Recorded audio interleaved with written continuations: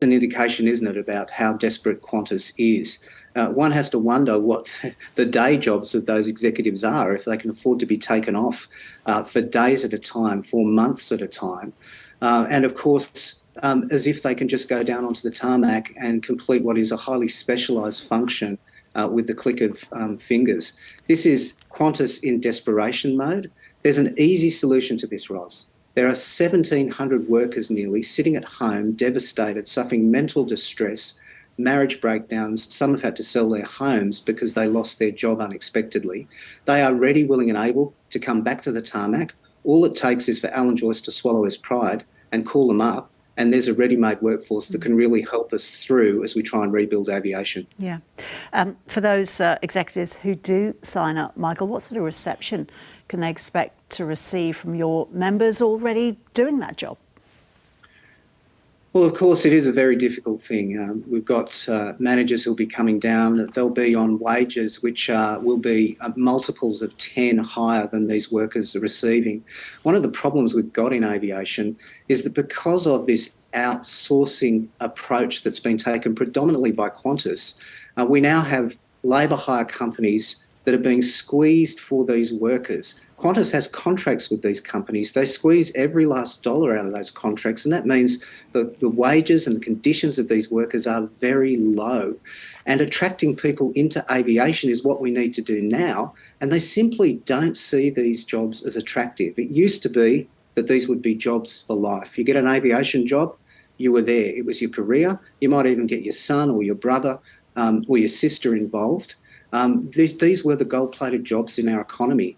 And under Qantas's watch, they become some of the most poorly paid jobs with the poorest conditions. And that's we're really paying the consequences for that now as a passenger flying community. Well, look, this really is the final admission, I suppose, that the illegal action that Qantas took in 2020 in sacking and outsourcing nearly 1,700 ground staff is really coming home to roost. It's the final admission. 4 federal court judges now have found that conduct was illegal.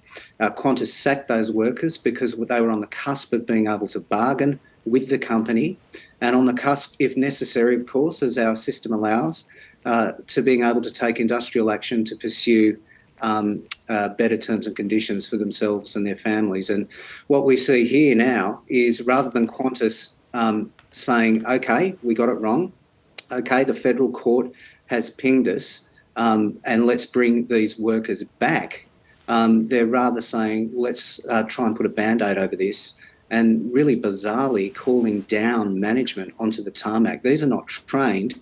Ros, this is quite a specialised field. People might think that baggage handling and tug operations are manual labour, but they are highly specialised, and the safety of passengers relies on the experience of those workers.